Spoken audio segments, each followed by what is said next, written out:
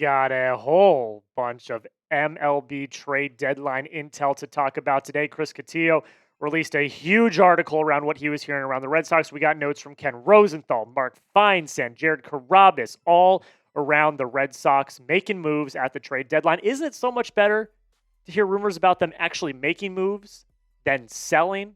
That's what happens when you got a good baseball team. Welcome back into another edition of the Red Sox Rundown. I am your host, Jack. And if you think the Red Sox are a playoff team, I think most of us do. So this should be an easy assignment for you, like today's video. That's all I'm asking. I think every single person that watches this video should view the Red Sox as a playoff team. I certainly view them as a playoff team. That's why I'm going to go like the video. You like the video. We should have hundreds of likes on this video because everyone sees the Red Sox right now as a playoff team. We've got 7 rumors that we're going to talk about today. 7. Yes, a lot came from the Chris Cotillo article and other articles as well. The first one is around Joe Ryan. Mixed signals around Joe Ryan, who is my number 1 player on my wish list if I were the Boston Red Sox. We had this last night from Jarren Carrabis on 98.5 The Sports Hub, saying the smoke behind the Red Sox acquiring Joe Ryan is legit. Now, I went back and listened to this video. I didn't hear that quote. I might have missed it. I didn't hear the exact quote of him saying it was legit, but I did hear him saying that if Joe Ryan's available, you go get him. But there are conflicting reports, and there are conflicting reports on the Red Sox going after a start, like a frontline controllable starting pitcher in general at the deadline. Here's what Cotillo had to say on the Red Sox pitching as a whole. He said, a high-value running mate for Garrett Crochet like Minnesota's Joe Ryan looks great on paper, but the asking price will be insane, much more than just Jarren Duran. The guess here is that the Red Sox, while willing to push for controllable options, instead find the market to be prohibitive and push for a high-floor rental. With Crochet, Bayo, Giolito, most likely, Dobbins, Richard Fitz, Tanner Houck, and Kyle Harrison all controlled past this year, the Red Sox don't have to rush into another long-term rotation add. I can understand this thought. And something that Cotillo kind of mentioned, and he mentioned throughout his article, is the fact that teams are more likely to get creative in the offseason when everyone considers themselves a viable option and a viable World Series contender. So teams might not be as likely to sell their high-value pieces at the deadline, a la Minnesota trading Joe Ryan, when teams are more likely to get more creative and potentially give more away in the offseason. Mark Feinsand kind of echoes that sentiment. He says Milwaukee's Freddie Peralta, who was another one of my top people on my list, and Minnesota's Joe Ryan have been floated as possible trade chips. Those sources said the 2 right-handers are unlikely to be moved before the deadline. I'm not giving up on the dream. However, based on those 2 sources, which I think are very valid, it does seem unlikely. I'm not giving up on the dream, though, because none of them said it's not going to happen. You know, Feinsand said unlikely. That doesn't mean 0. Cotillo never said that they're not going to go after Joe Ryan. I do believe the Red Sox want Joe Ryan. How that happens, though, I don't know. I'm not giving up on the dream. However, I'm not as enthused as I probably was yesterday. Oh, God. Charlie Morton trade?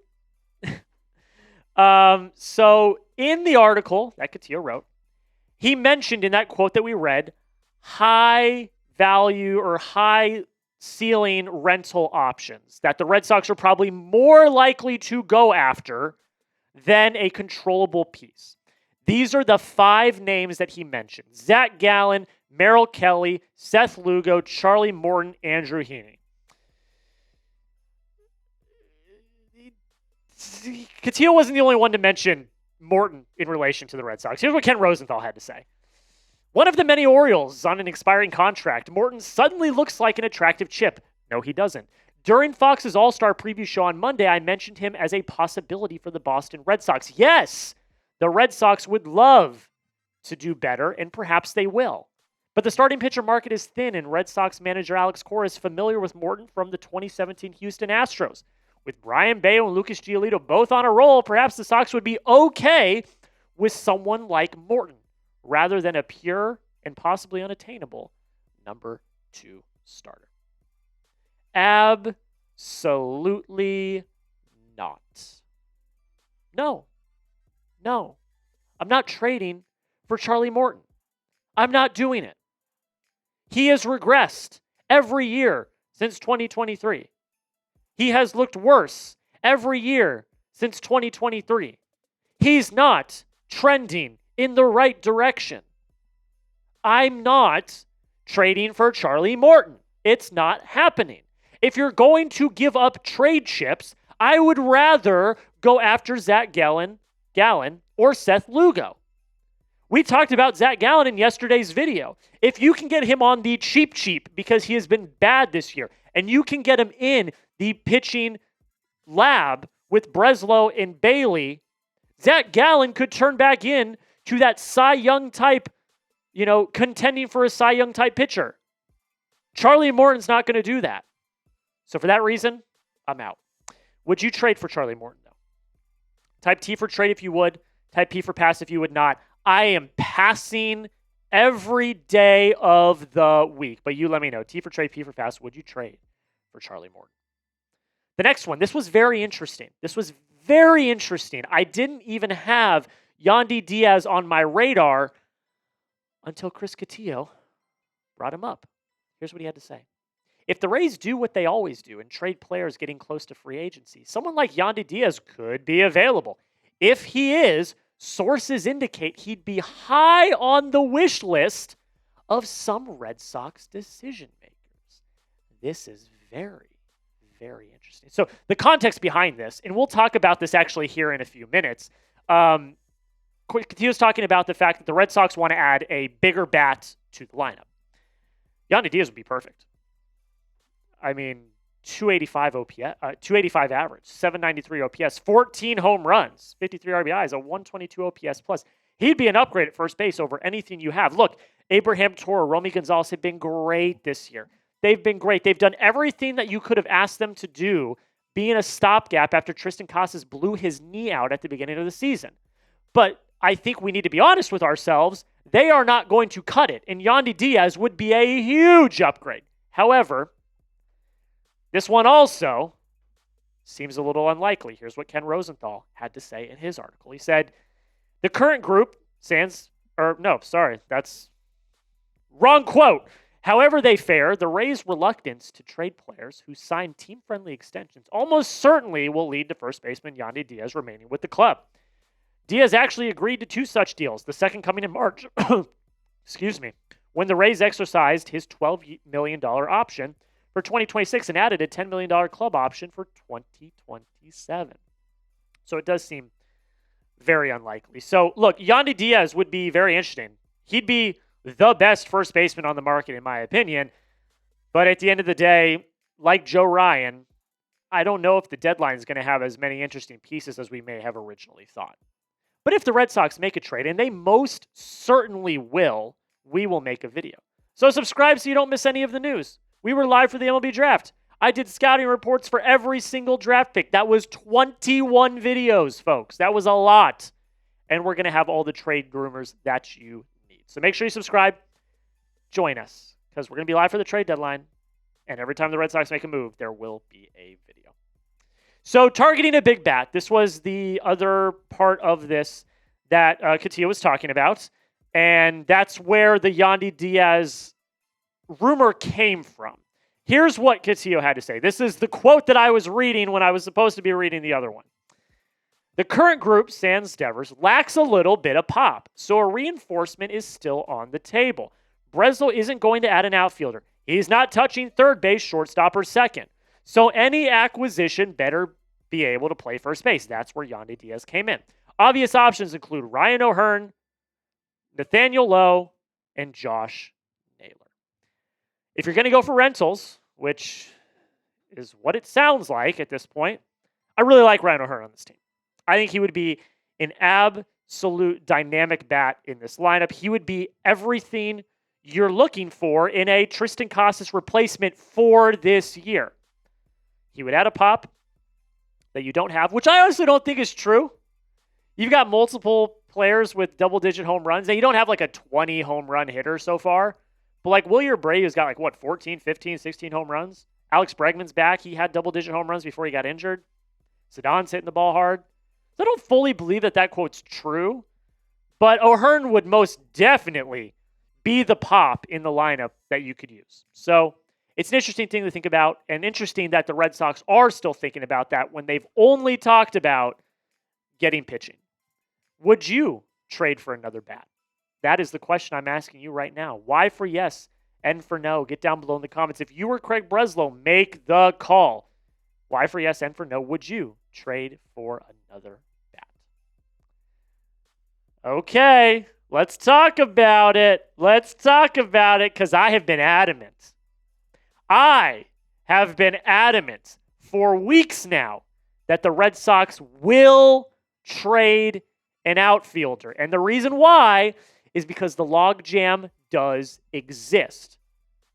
But Cotillo does have a good point. There's a very slim chance someone in the Duran, Abreu, Ceddanne Rafaela, Roman Anthony group doesn't get hurt by the end of the season, and which is wild to say, but I get where he's coming from. But by the end of the season, and therefore, the Red Sox can enjoy the luxury of depth they've amassed for the 2-month stretch. And while they're playing on an every game matters basis, having a proven big leaguer as a pinch hitting option is something any manager would sign off on. It makes sense. I won't lie to you. Again, look, I've been pounding the table saying that a trade will happen. Do I want a trade to happen? No, because it's probably going to be Jarren Duran, and I love Jarren Duran. But Cotillo makes a lot of sense. The Red Sox have, in my opinion, the best outfield situation in Major League Baseball.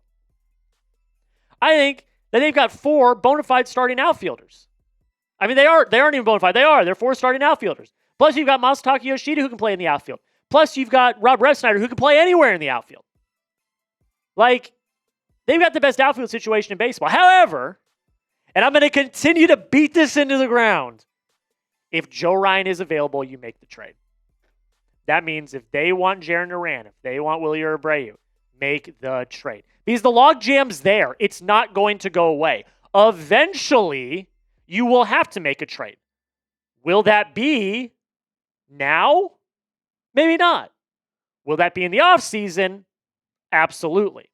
There's a real case to be made that waiting until the offseason when all 30 teams are theoretical contenders and willing to get creative makes the most sense. There won't be a deal for the sake of making a deal. And that's exactly what I just said. Maybe they are thinking, we cannot get a frontline starter at the deadline. Let's wait until the offseason when teams are more willing to get creative, and then we can fix the outfield logjam then. That does not mean a trade's not going to happen in the offseason. A trade will happen in the offseason if it does not happen at the deadline. I'm telling you that right now. The logjam needs to get fixed. Whether it's now or in the offseason, it doesn't matter. It's going to happen. It just might not happen as soon as a lot of us thought. They need bullpen help. So they've been talking ad nauseum about starting pitching. But from what Cotillo's hearing, they are focusing heavily on the bullpen now as well. It would have been conceivable with Dobbins healthy behind Crochet, Giolito, Bayo, and Buehler for now, that the Red Sox would have been willing to try out someone like Fitz, Houck, or Harrison in that multi-inning relief role. Now, Fitz is in the rotation, and the Red Sox probably need to keep the others stretched out. I've been saying Houck should go to the bullpen. Now, Houck says differently. He says, I'm a starting pitcher. Houck, you've been bad this year. You should be in the bullpen. But the Dobbins injury complicates that a lot. You need these guys now to be ready to fill into a starting pitcher role at any time. When you had Dobbins, you had all of the depth in the world. But now that Dobbins has also basically he tore his ACL. He blew out his knee. Because that happened, now those 3 guys, Fitz is already in the rotation. Now Harrison, Houck, and these others have to be ready to be in the rotation at any time. And another thing is I don't think it's going to be Kyle Harrison because they are trying to reinvent Kyle Harrison at the AAA level. He's a fastball first pitcher, yes, but his secondaries stink. So they are trying to fix his secondaries. So I don't know if Harrison sees any major league time this year, if I'm being honest, because they want to really perfect him to make him a lethal pitcher in the majors. And at the end of the day, I say this all the time, it never hurts to have pitching depth. It doesn't. You can never have too many quality pitchers. Justin Slayton is taking forever to get back from his rehab, which sucks. You've got, Liam Hendricks, who has fallen off the face of the earth for the last few months.